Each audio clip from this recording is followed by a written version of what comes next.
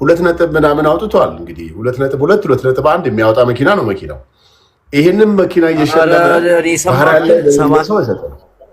700,000 ነች እሷንም እኔ አልፈልግም ብሎ መኪናው ከ700,000 በላይ አይደለም እሱንም አልፈልግም ብሎ ለጃኒ እንደሰጣት 700,000 ውሸት ነው ለጃኒ ሳይሆን ለባለፈው አርቲስት መኪና ለተፈለገው ሰው ይሰጣል ብዬ ኤክስፔክት አደርጋለሁ ለጃኒ ሰጣት እዛው ሰጣት ጃኒ ይቺ የሴት ላንቺ ምናምን ብሎ ሰጣት አይ አላታ ጃኒ እኮ ኦሬዲ 5 ሚሊዮን ብር መኪና አላት እኮ እሱ መስጠት ያለበት ባለፈው የሆነ አርቲስት ጃኒ 5 ሚሊዮን ብር መኪና ትነዳለች 5 ነጥብ ምናምን እስከ 6 ይደርሳል እሷ ዮናስ ሐሳብ ተሰጥበታል ጃኒ ሻከባር ሚዛን እኮ ነው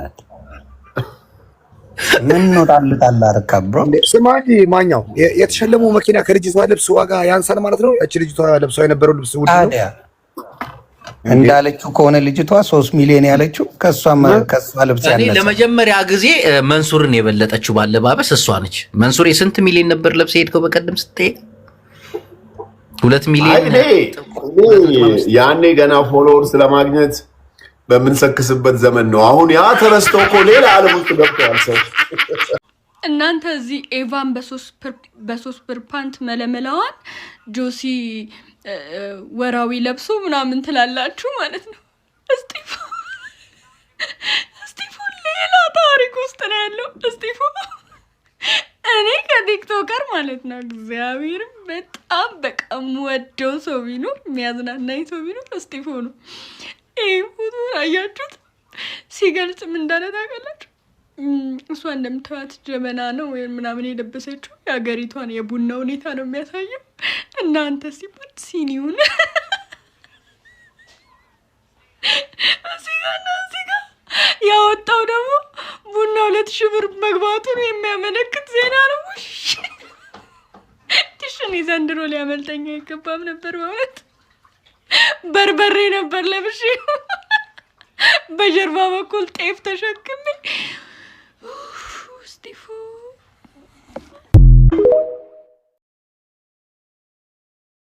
ዩቲናስ አዲስ መኪናዋን ይፋ አድርጋለች።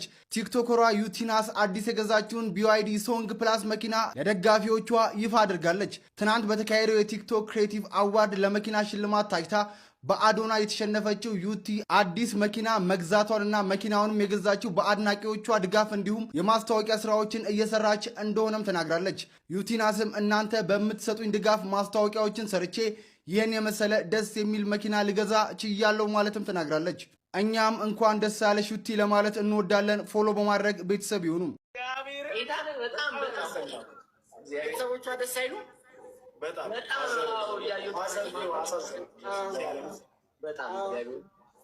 ወንድ ልጅ ያልቅስ አስበዋል የእነሱ ዘመድ ብትሆን እንዴት ደስ እንደሚል እና ምን ልገባት አይ ነገር አሁንማ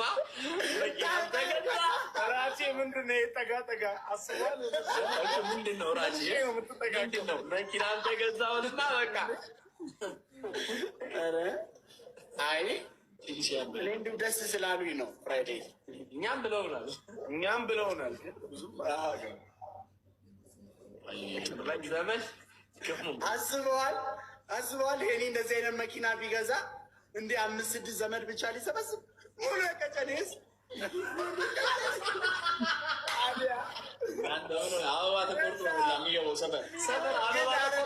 ግን ምን መሰለህ የሚፈጠረው ሻንቆ ዩቲ ደግሳ ነው አይደል ያበላችሁ የቀጨኔ ሰዎች ሲመጡ እድል ጥለው ነው የሚሄዱት ይቋቋም ብለው ወጪ ላይ ለዩቲናስ እኔ ራሴ መኪና እገዛለሁ እያለ ይመጣል አንዱ ነገር የምሬ ነው ብላችሁ ይመጣል በቃ ተመልካቾች እናንተ ነገሮችን የምትወስዱበት መንገድ በጣም ሮንግ ነው አሁን እነዚህ ቲክቶከሮች በራሳቸው መኪና አፎርድ ማድረግ ይችላሉ አንደኛ ማወቅ ያለባችሁ ሁለተኛ ደግሞ እነሱ አፎርድ ማድረግ ባይችሉ ራሱ በዚህ ነገር የተነካ ልቡ የተነካ ብዙ ባለሀብት አለ ኢትዮጵያ ውስጥ መጥቶ ሊሸልማቸውም ይችላል ፕሮሞሽን ሊያሰራቸውም ይችላል ቲክቶክን ኢንጆይ አርጉ አዋርዱን ኢንጆይ አርጉ እንጂ ዘለ እንትና ስላሸነፈች ብለ ነገሩን ወደ አላስፈላጊ ነገር የምትወስድ ከሆነ በጣም ፋራን አንተ በቃ ኢንጆይ አድርግ እንደነገርኳችሁ ነው እንግዲህ የ4 ነጥብ ምናምን ሚሊዮን ብር መኪና ተፖስተ በቃ ይሄው ትናንትና ስላችሁ ነበር እነዚህ ልጆች መኪና አፎርድ ማድረግ ይችላሉ። ሲጀመር መኪና አይደለም ትልቁ ጉዳይ። አንተ ነህ ዝም ብለህ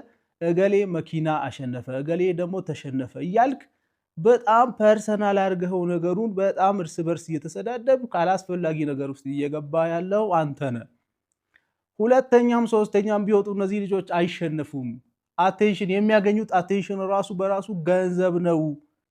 መኪና ኢትዮጵያ ውስጥ በዚህ ዘመን አሁን እንኳን መኪና መግዛት ይቅርና ቤዚክ የሆነ ላይፍ በጣም ኤክስፔንሲቭ ነው። በዚህ ዘመን ሶሻል ሚዲያ አሪፍ አማራጭ ነው። ዝም ብለህ ቁጭ ብለህ እገሌ እንደዚህ ሆኖ ቢዋይዲ በዚህ ገብቶ በዛ ወጥቶ እያልክ ኦቨር ነገሮችን ከመዝናናት አልፈ ኦቨር አላስፈላጊ ነገር ውስጥ ወደ ሃይማኖት ወደ ብሔር እየከተትክ ዝም ብለህ አትነታረክ። አንተም ሶሻል ሚዲያ ላይ መተህ ብትሰራ እነሱ የደረሱበት ደረጃ ራሱ ትደርስ ነበረ። ዝም ብለህ 1 ወር ሙሉ 2 ወር ሙሉ አላስፈላጊ ስድብ ውስጥ እየገባ ያለው አንተ ነህ ብዬ በግልጽ እየነገርኩ ነበርና እኔ ግን ደስ የሚለኝ ቲክቶከሮች ዋጋችሁን ነው የሚሰጡት። ዋጋችሁን ማለት ነው። በተለይ በጣም ኦቨር ለምታሽቃብጡ ሰዎች ዋጋችሁን ስጥት የሚያደርጉት ነገር እንዴት ደስ። የመጨረሻውና በጉጉት ሲጠበቅ የነበረው ካቴጎሪ ቲክቶክ ክሬተር ኦፍ ዘ ይር የዓመቱ ምርጥ ቲክቶክ ላይ የሚሰራ ኮንቴንት ክሬተር አዋርድ አሸናፊው አዶናይ ሆኗል። አዶናይ ቨርሰስ ዩቲናስ በጣም አነጋጋሪ ሆኖ ነበረ። በህዝብ ድምፅ ማለትም በቮት እንግዲህ አዶናይ እንዳሸነፈ በግልጽ አሳይቶ ነበር። አሁን ደግሞ ዳኞቹም የህዝቡን ድምፅ ማክበራቸው በጣም ትክክለኛ ውሳኔ ነው ብዬ ነው የማስበው። ምክንያቱም ዛሬ ምሽት አዶናይ ባያሸንፍ ዶሮ እኔ አላውቅም እንግዲህ የሆነ ነገር የሚፈጠር ነው ይመስለኝ። የህዝብ ድምፅ መከበሩ በጣም ትክክለኛ ውሳኔ ነው። ህዝብ የሆነ ሰው ወደድኩ ካለ ወደደ ነው በቃ፣ ምንም ማድረግ አይቻልም። እኛስ ተመልካቾች ዛሬውኑ ተነስ ቲክቶክ ስራ። እኔ ይኸው በእነዚህ ልጆች ምክንያት 10 ቪዲዮ ሰርቻለሁ። በ10 ቪዲዮ 1.5 ሚሊዮን ቪው አግኝቻለሁ። ብዙ ፎሎወር አግኝቻለሁ። ቁጭ አትበል። እኔ ከተቀመጥኩበት ሳልነሳ ስንት ቪዲዮ ሰራው። ስለዚህ ተነሱና እናንተም ስሩ። ማንም መኪና ይሸለም ምን ያርግ ለእናንተ ምንም አይጠቅማችሁ። የምሬን ነው። ስለዚህ ዝም ብላችሁ ለዚህም ለዛም ከምታጨበጭቡ ተነስታችሁ ስሩ ነው የምላችሁ። ያሸና ወጣት ሆነ ከነዚህ 6 ቃላት ውስጥ ቢያንስ ከአንዱ ጋር ህይወት ማይገናኝ ከሆነ አደጋ ላይ ነህ። ቢያንስ አንዱን ማወቅ አለብህ። የመጀመሪያው አርፒኤም ምን ማለት እንደሆነ ታውቃለህ? ከህይወት ጋር ይገናኛል አርፒኤም። እሺ አይገናኝም? እሺ 5 ቻንስ አለ። ሁለተኛ ፒቱፒ የሚባል ነገር ታውቃለህ? ከህይወት ጋር ይገናኛል። ፒቱፒ አይገናኝም። እሺ አሁንም 4 ቻንስ አለ። ሶስተኛ ኦርጋኒክ እና ፔድ የሚባል ኮንተንት በህይወት ሰምተህ ታውቃለህ? የነዚህ የሁለቱ ልዩነት ምን እንደሆነ አንደርስታንድ ማድረግ ይችላል? አልቻልክም? እሺ አሁንም 3 እድል አለ። ኤስኤምኤም የሚባል ነገር ምንድን ነው? ኤስኤምኤም ከሚባል ነገር ጋር ህይወት ይገናኛል? አይገናኝም። እሺ 2 ቻንስ አለ። H264 ምንድን ነው? የምን ፎርማት ነው?